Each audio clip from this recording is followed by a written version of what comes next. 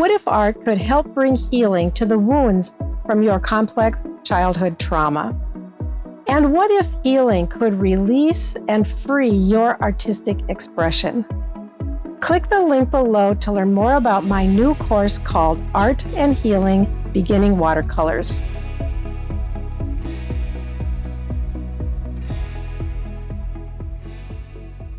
Hey everyone, it's Kandace and Sher with Processing Trauma Out Loud, and we are back to conclude a 4-part series that we are doing on cultivating the trait of self-compassion. Sher, last week you named that it felt a little heavy, and there was a heaviness to it, but I just want to say that we believe that this topic is so important because it is one of the main keys to experiencing healing. So we will probably talk about self-compassion in some way in almost every episode. But before we begin today, I just want to invite you to read a quote. Actually, we are beginning. I'm inviting you to read this quote at the beginning, and that will just kind of lead us into where we're going to go today in talking about how we develop self-compassion. And I think I want to just set it up by saying that entering self-compassion can also feel kind of like a bind, because in order to experience self-compassion, we need tastes of love and compassion from others. Mm-hmm. But also, in order to have love and compassion for others, we have to have self-compassion. So it's one of those situations where does it start? How do we get there? How do we get the ball moving, in a sense? But I love this quote by Curt Thompson, where he is talking about the importance of community and how our connections with others in this environment of safety and love can just absolutely change our lives. Curt Thompson said, "When you build up deep safety with a few friends, you carry a sense of connectedness and strength wherever you go. They are embedded in your neural networks." Yeah. Yeah. Whew, that's so good. And embedded in your neuro networks, which thankfully are not fixed. And we talked about that so much in part 2 of this series on self-compassion. And that is all of the stuff that we carry in our limbic brain, our deep beliefs, our perceptions, our experiences, our emotions. And what Curt Thompson is saying in this quote is that when we experience safety in community with one other or others, and they allow us to have experiences of love and connectedness, and that helps us heal our attachment wounds and helps move us toward a secure attachment with them. Mm-hmm. They become actually embedded in our neural networks, which means we are creating new neural pathways so that those old pathways that were written that determined our beliefs and our perceptions and all of that now can actually change and are being changed as we are having these new experiences. You had asked me when we were talking earlier about, I can't remember how you asked, but basically the process. And we talked about that this happens bit by bit, day by day, year by year. And I said, it's like there's this time where it's like you're putting your foot in the water of, experiencing compassion and love.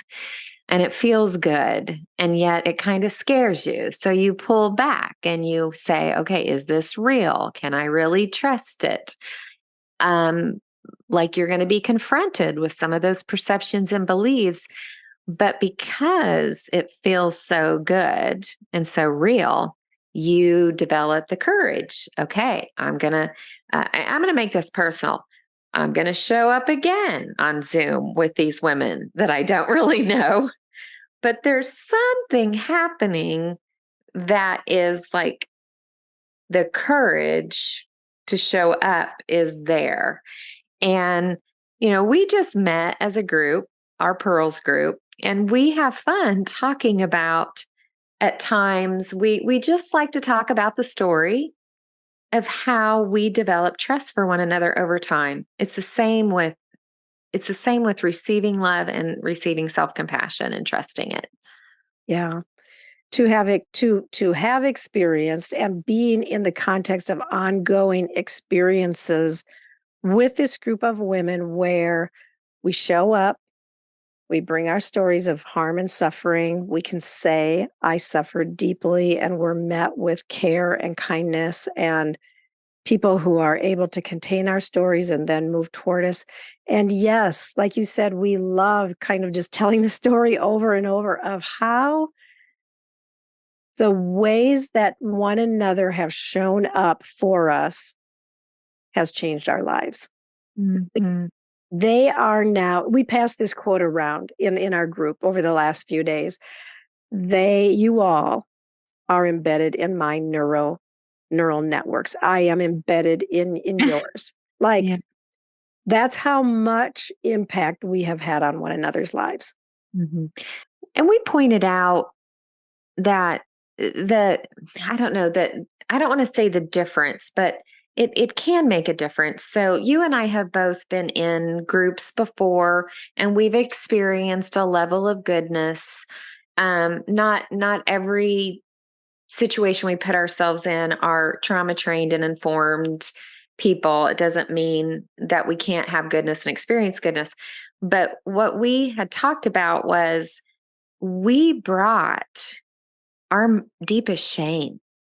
Like at times, and for me, I couldn't even hardly look at your faces. And there is something about, you know, groups are good, but these groups are specifically for being able to tell the hard stories. And then noticing that people don't go back or go silent. Sometimes we're a little silent because we're all just soaking it in, but it's the eyes, it's the moving forward. And I will just say it's the tone. Like I'm telling you what, tone of voice is so impressionable to me. And presence. It's the communication, whether it's with words or not, but like you're saying, eyes and tone, maybe even just a sigh. But that sense that someone is communicating, I'm with you. I heard your story. I am not running away. You are not too much for me. I will stay in this space with you. Mhm. Yes, that makes me take a deep breath and just soak in the goodness of it. There are times because we know each other's stories so well that, one of us will be sharing. This just happened for me the other day. And it's like you don't want to interrupt, right? And yet you begin to catch, ooh, they just kind of had a little bit of self-contempt over this. And so you kind of hold on to that, right? As you begin to listen. And one thing that we'll often say is like, can we circle back around to something you said? I just noticed. And I love that because there's deep listening involved, and you know that the person or the people, how do I say this? They want to catch you in your places of shame and cover you with love. Yeah. I can't remember exactly how you said it, but you said until the pain, right, of staying the same or bumping into the same things becomes greater than the courage, or actually the courage needs to become greater. Yeah. How does that happen? Sometimes it's a mystery. I know for me, I began struggling and I'm like, I can't do this again. Like, I need help. And so I think it's easier for some people to move forward and ask for help. Um, but if let's just say that it's not that easy for you to move forward. This is not going to sound compassionate, but it actually is. I want to say, go ahead and do it anyway. Yeah. Take deep breaths, maybe write about it, pray about it, but just even one person. Get outside of your comfort zone just a little bit. You probably won't do that. Someone won't do that unless they have hit the point where they're just saying, I don't want to do this anymore. I was thinking that too, Kandace, that as long as our addictions are working, as long as we can get a fix that brings the numbness so that we're not feeling the pain, we will stay stuck in those places. But when our addictions stop working and we start feeling the pain and we see a way out, we feel like there's hope that our desires can actually be met. And here's what I want to just say is your desires for love can be met. It will take work, it will take courage, it will take trial, it will probably bring more pain. But I mean, here's the thing, like most of us know how to deal with pain. We're Mhm. afraid of it, but we do know how to deal with it. So what I want to say is exactly what you're saying, Kandace, but take the step, muster up your courage and take a step. And if you hit a wall, if the person you share with turns out to not be able to contain your story, don't give up. Like find somebody else. In fact, like I can tell you, Kandace, if I track back over the last 30 some years that I have been on my healing journey, I have read so many books. I have talked to so many people. I have tried so many different modalities, and all of them were helpful in ways. I did not give up. I don't know why. Something in me, I knew I had to find love. Like I have said it many times. The thing that could be said about my life is she searched for love. I mean, I have been a searcher of love and I knew it was there and I had to have it. And it did. It has brought pain in my life and it has caused struggles for me in some ways that have been really hard. But I knew I had to have it and I kept mustering up the courage and taking another step. And I am so glad that I did. Yeah, I am so glad you did too. And I'm so glad that in your pursuit and my pursuit, we ended up in the same group. I do want to give our listeners a few really practical things right now. And one is an organization that we recommend and highly trust, and it's called So That, SOWTHAT .com. They have some great resources. Cher and I are coaches. We know other coaches. I often get people that come to me that I refer out to other people. If we don't work with you, we are going to connect you. So even though you may not know us, we can get you connected in some way. And so, yeah, if you don't feel like there's someone that you can even reach out to, will you take a step and just go ahead and reach out to us through our email at Kandace Sher, what is it? Kandace Sher at gmail.com. Yeah. Yeah. Yeah, because like we talked about last week, Kandace, when we didn't get love in our developmental years, we don't we don't know how to have self-compassion.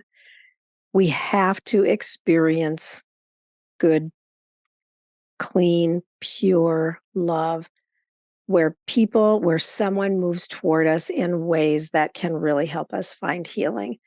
And yeah, as hard as it is to say it, I think we want it to.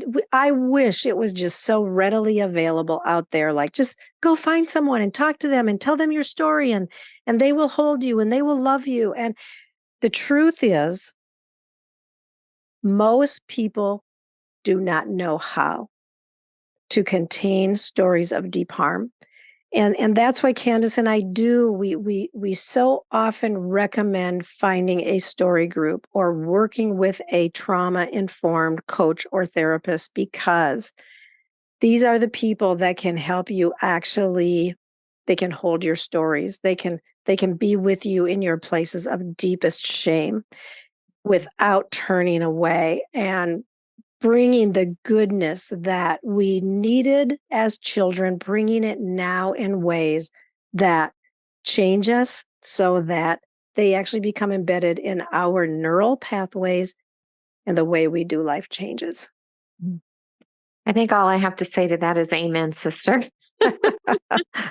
Oh, yeah. Yeah, and I want to come back to just what you said at the beginning, and I think we can close with this, and that is just saying it is a process, and sometimes it can feel slow. It is bit by bit, step by step, year by year of trying and seeking, and then maybe needing to find someplace else or someone else. And the thing that I will say to our listeners is don't stop seeking, because finding healing in these places of our deep wounds so that we can develop self compassion is so worth it, regardless of the time and the cost.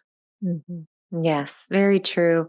This is our fourth episode in cultivating its trait of self compassion. And like I said, we usually talk about it in some way in every episode. But we are we want to hear from you. Like, what has this series stirred up for you? Questions?